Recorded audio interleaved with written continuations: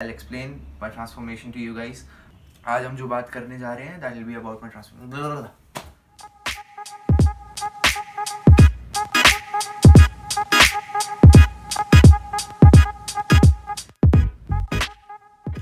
Hey, what's up everyone? Welcome back. I'm Chinmay Kapoor and you're watching T-Log. आज की video के अंदर हम बात करने जा रहे हैं मेरी ट्रांसफॉर्मेशन के बारे में.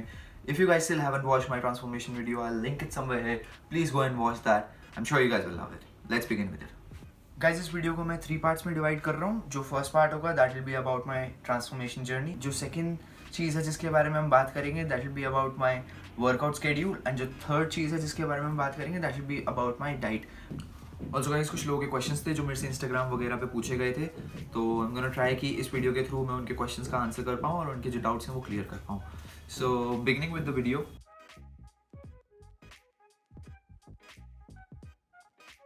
अगर मैं बात करता हूँ ट्रांसफॉर्मेशन वाली जर्नी के बारे में, तो मैं आप लोगों को एक चीज़ बता दूँ कि मैं आज से 2-3 साल पहले से वर्कआउट करता आ रहा हूँ.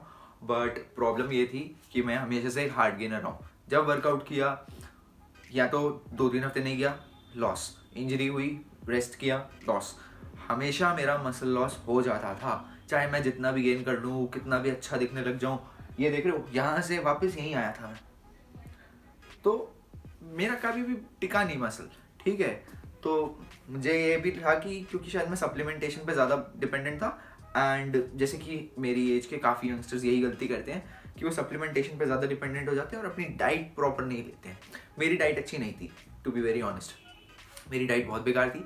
मैं चपाती भी बहुत कम खाता था, बाकी घर का खाना बहुत कम खाता था. सिर्फ सप्लीमेंटेशन, क्रिएटिन वगैरह इन सब चीज़ों पे ज़्यादा डिपेंडेंट था, तो नहीं दिखते थे रिजल्ट्स ज़्यादा.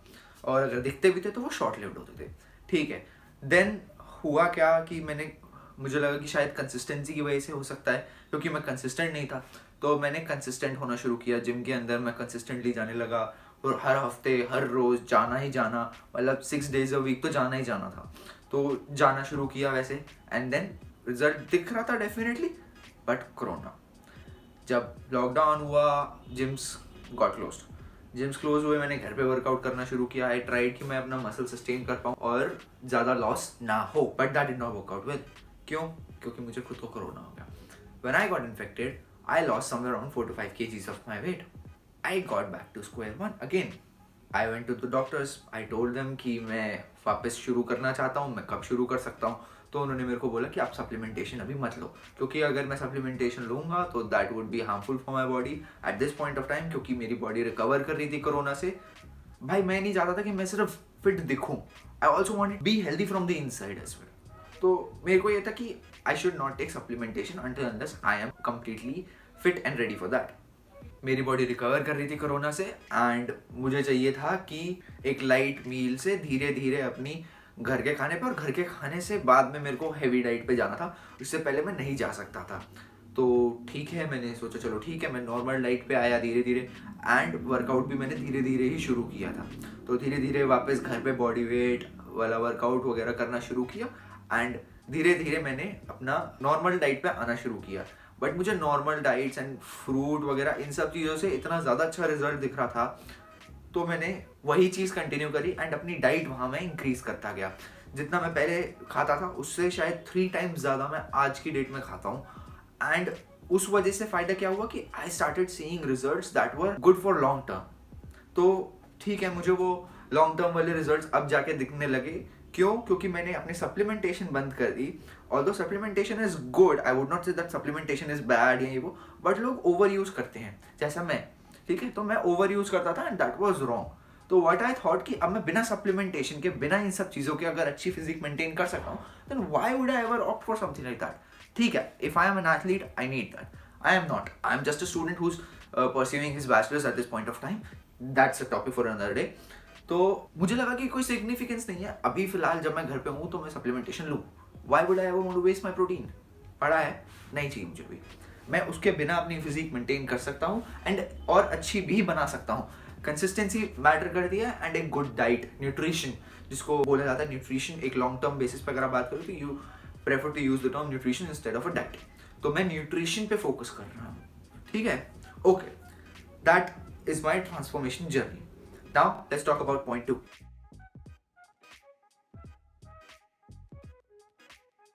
सो गाइस, जो सेकंड चीज़ है जिसके बारे में हमें बात करनी है वो है मेरा वर्कआउट शेड्यूल। तो वर्कआउट शेड्यूल के रिगार्डिंग कुछ लोगों के क्वेश्चंस थे कि उन लोगों ने जो वीडियो देखी थी तो उसके अंदर वो पूछ रहे थे कि इक्विपमेंट्स मैंने क्या क्या यूज़ किए। तो मैं बता देता हूँ कि जो इक्विपमेंट्स मैंने यूज़ किए उसके अंदर थे a pair of 5 kg dumbbells जो एक सिंगल 10 kg डंबल में कन्वर्ट हो जाते थे, एंड एक पुलअप बार थी मेरे पास जो कि डोर पे लग जाती थी, तो वो मेरी वेरिएशन ऑफ पुलअप्स के लिए काम आ जाती थी। तो जो मेरा वर्कआउट था वो मैं mostly 3 to 4 days a week ही करता था। एंड कैसे करता था अब मैं वो बताता हूँ। मेरा जो वर्कआउट था वो 3 पार्ट्स में डिवाइडेड होता था। पहला warm up 1, second was warm up 2 and the third one use to be single body part workout. ठीक है, जो मेरा पहला वार्म अप होता है तो उसके अंदर मैं स्ट्रेचिंग और मोबिलिटी की एक्सरसाइजेस करता था, जैसे शोल्डर के लिए मोबिलिटी या फिर मेरे को लेग्स के लिए मोबिलिटी करनी है, बैक के लिए करनी है, तो वो स्ट्रेचिंग एंड मोबिलिटी वाली एक्सरसाइजेस होती थी। जो मेरा सेकंड वार्म अप होता था उसके अंदर मैं करता था 4 sets of pushups, 4 sets of pullups and कोई भी एक लेग्स की एक्सरसाइज एंड कोई भी एक एब्स की एक्सरसाइज। अब वो लेग्स की जो एक्सरसाइज हो सकती थी वो मैं स्क्वाट्स कर लेता, लंजेस कर लेता, कोई सी भी एक्सरसाइज कर लेता। ठीक है, एंड एब्स के लिए मैं या तो लेग रेजेस कर ली या हैंगिंग लेग रेजेस कर ली या सिटअप्स कर ली, क्रंचेस कर ली, कोई सी भी एक्सरसाइज कर ली। तो हर एक एक्सरसाइज, इन चारों एक्सरसाइजेस के 4-4 सेट, तो ये मेरा वार्म अप 2 होता था। Now single body part workout, तो सिंगल बॉडी पार्ट वर्कआउट के अंदर it use to include body weight exercises या फिर जो लाइट वेट डंबल से हो सकती हैं। अब 2 वार्म अप्स क्यों गाइस? जो पहला वाला वार्म अप है जो स्ट्रेचिंग एंड मोबिलिटी वाला, वो इसलिए किया जाता है ताकि आपकी इंजरीज से प्रिवेंट कर सको अपनी बॉडी को, आपकी एक मोबिलिटी मेंटेन करने में हेल्प करती है। ठीक है, जो सेकंड वार्म अप हम करते हैं वो इसलिए ताकि जो आपके मसल्स हैं वो प्रोपोर्शनल लगे। ये ना हो कि आपके तो आर्म्स बड़े हैं, बिल्कुल ही फिजिक प्रोपोर्शन में नहीं लगती, तो वो प्रोपोर्शन में मेंटेन करवाने के लिए ऐसा करता था मैं। ठीक है, जो हम बात कर रहे हैं सिंगल बॉडी पार्ट, तो या तो वो कोई लाइट वेट डंबल वाली एक्सरसाइज होती थी, या तो वो कोई वेरिएशन ऑफ अ पुशअप हो सकती है, या फिर वो कोई वेरिएशन ऑफ अ पुलअप हो सकती है। तो जो भी मैं एक्सरसाइज करता था वो इन तीनों में से कोई एक होती थी। फॉर एग्जाम्पल, अगर मैं बाइसेप्स ट्रेन कर रहा हूँ तो डंबल्स यूज कर लेता था, या फिर मैं चिनअप्स कर लेता था। तो ऐसे कुछ ना कुछ एक्सरसाइजेस मैं करता रहता था अपने हर एक बॉडी पार्ट पे फोकस करने के लिए।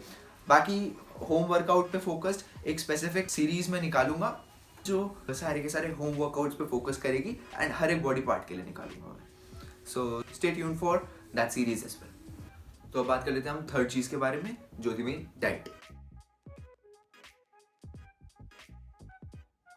तो ये जिन जिन लोगों ने मेरी ट्रांसफॉर्मेशन की वीडियो देख रखी है उन्हें पता है कि उसके अंदर मैंने मेंशन कर रखा है कि मैं बहुत नेचुरल डाइट खाता था, कम्प्लीटली नेचुरल डाइट। अब कम्प्लीटली नेचुरल डाइट का मतलब डिफरेंट लोगों के लिए डिफरेंट हो सकता है, हर एक बंदे का अपना परसेप्शन होता है। कुछ लोगों के लिए सप्लीमेंटेशन भी एक नेचुरल डाइट में आता है, and that's true, natural diet में आता है। But for me when I say completely natural diet, what I mean is कि मैंने कोई सप्लीमेंटेशन भी नहीं ली, सिर्फ घर का खाना, एंड वो भी धीरे धीरे मैंने अपनी डाइट इंक्रीज करते हुए ली। तो मेनली मैं क्या खाता था, मैं अपनी डाइट के अंदर राइस ले लेता था, चपाती ले लेता था, तला हुआ नहीं खाता था। जो भी मैं खाता था it used to be something like दाल हो गई, या जो नॉर्मल घर में सब्जी वगैरह बनती है, गोभी बन गई, ये सब खाता था। ठीक है, apart from that it used to be like eggs खाली, बट मैं एग्स बहुत ही कम खाता था क्योंकि हमारे घर के अंदर इतने एग्स नहीं खाते। मैं इकलौता ही बंदा हूँ जो एग्स वगैरह खा लेते हैं, अदरवाइज कोई एग्स नहीं खाता इतना। ठीक है, तो एग्स वगैरह खाता था, या फिर paneer. I switched to paneer. Paneer भी ज़्यादा नहीं क्योंकि उसमें फैट का अमाउंट थोड़ा ज़्यादा होता है, तो पनीर कम खाता था।